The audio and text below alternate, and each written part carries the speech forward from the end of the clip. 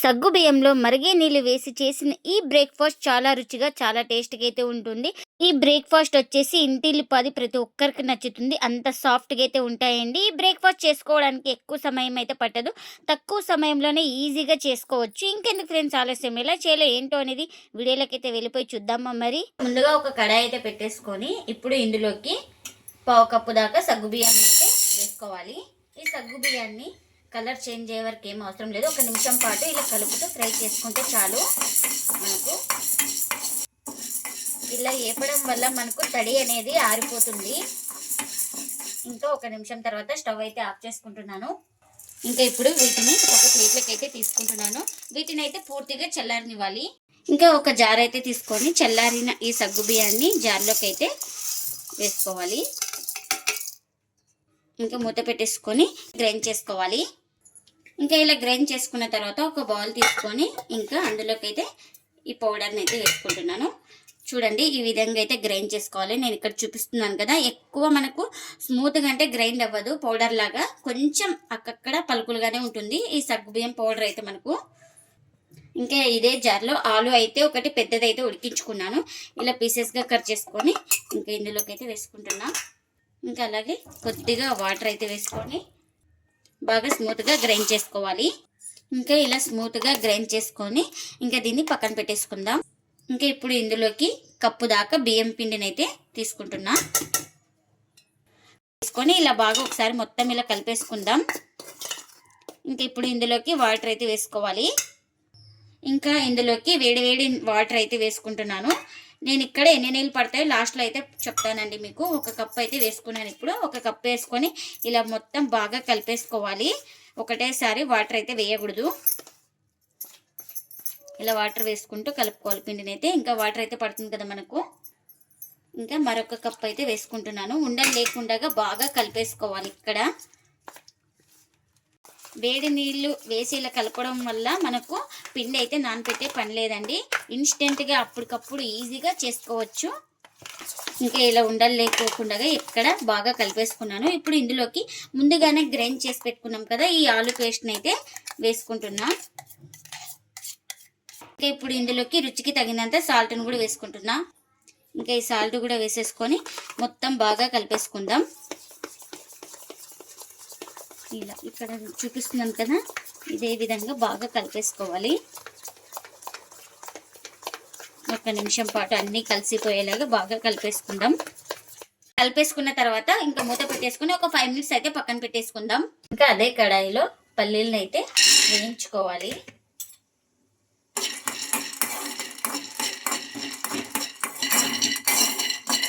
ఇంకా ఇలా పల్లీలు కాస్త వేగిన తర్వాత ఇందులోకి కారానికి తగినంత మిర్చిని అయితే వేసుకుంటున్నాను.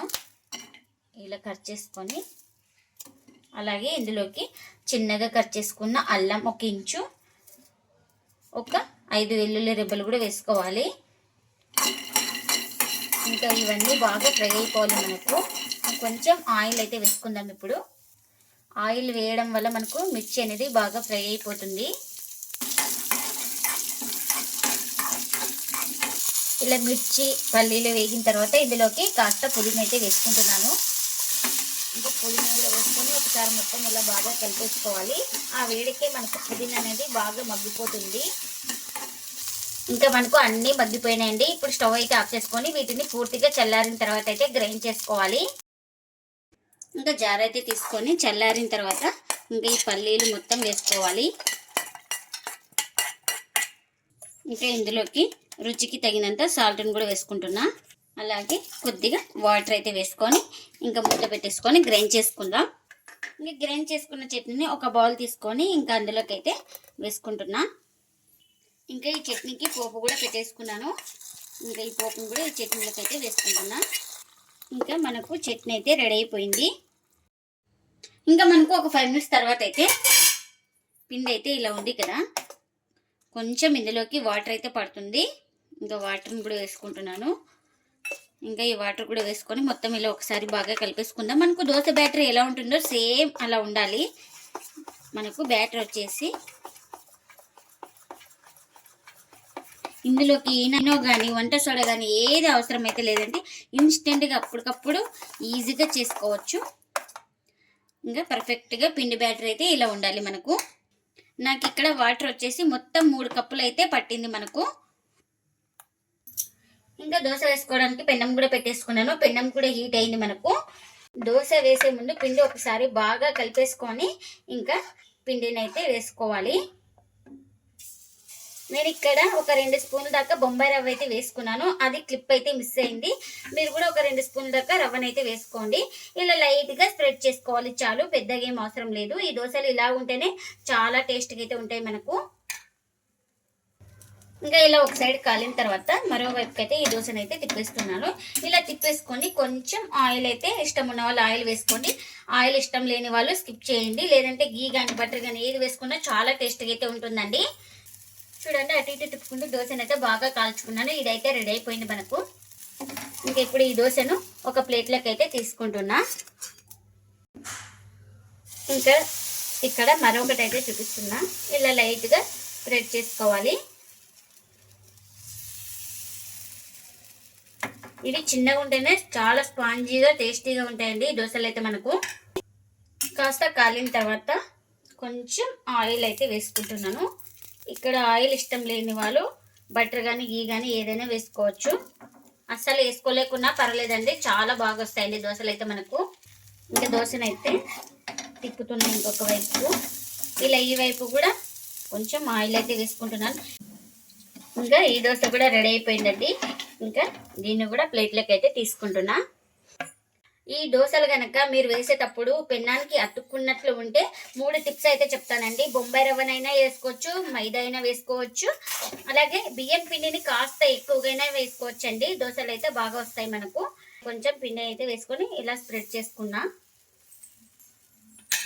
నాకు కూడా ఈ దోశలు పెన్నానికి అతుక్కున్నట్లు ఉంటే రవ్వ అయితే వేసుకొని 5 మినిట్స్ అయితే పిండిని అయితే నానబెట్టేసుకున్నానండి. ఇంకా అప్పటి నుంచి దోశలు అయితే మనకు ఈజీగా వచ్చేస్తాయి. ఇలా తడి ఆరిన తర్వాత ఆయిల్ అయితే వేసుకుంటున్నాను. తడి ఆరిన తర్వాతనే వేసుకోవాలి. ఇంకా ఈ దోశను అయితే ఇంకొక వైపుకి అయితే ఇలా టర్న్ చేసుకుంటున్నాను.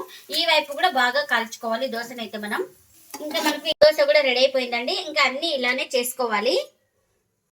మరిగే నీటిలో సగ్గుబియ్యం వేసి చేసిన ఈ దోశలు అయితే రెడీ అయిపోయినాయండి. ఇంకా ఈ దోశలను ప్లేట్లోకి అయితే సర్వ్ చేస్తున్నా.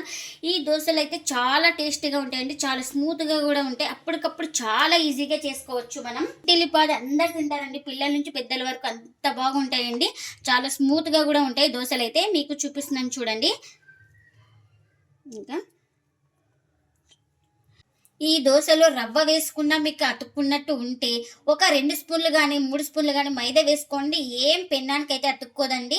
చాలా అంటే చాలా బాగా వస్తాయండి ఈ దోశలు, అంత టేస్టీగా అయితే ఉంటాయండి. మీరు కూడా తప్పకుండా ఒకసారి ఇలా ట్రై చేసి మీకు ఎలా వచ్చిందో కామెంట్ అయితే చేయండి ఫ్రెండ్స్. ఇదండి ఇవాల్టి బ్లాగ్. ఈ వీడియో కనుక నచ్చితే ప్లీజ్ లైక్ చేయండి, షేర్ చేయండి, కామెంట్ చేయండి, అలాగే లైక్ చేసి సపోర్ట్ చేయండి friends. Thanks for watching. Bye bye.